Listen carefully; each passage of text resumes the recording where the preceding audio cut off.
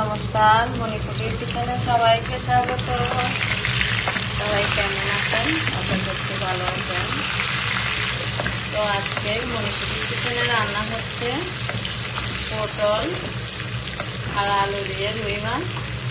এখানে পটল আলু পেঁয়াজ দিয়ে ভাজি করছি, তারপর মশলা দিব। এই যে রুই মাছ ভেজে রেখেছি।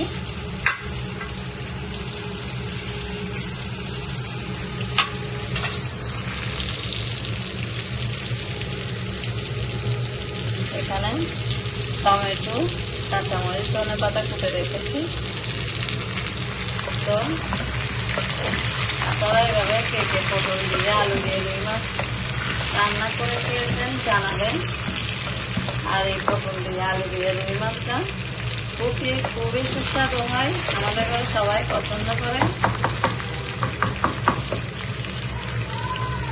আপনারাও রান্না করে খেয়ে দেখবেন।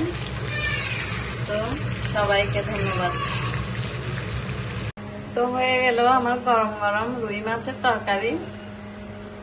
দেখেন, আলু পটল দিয়ে রুই মাছ, কাঁচামরিচ, ধনেপাতা, মশলা ওগুলো তো দিয়েছি, টমেটো দিয়েছি।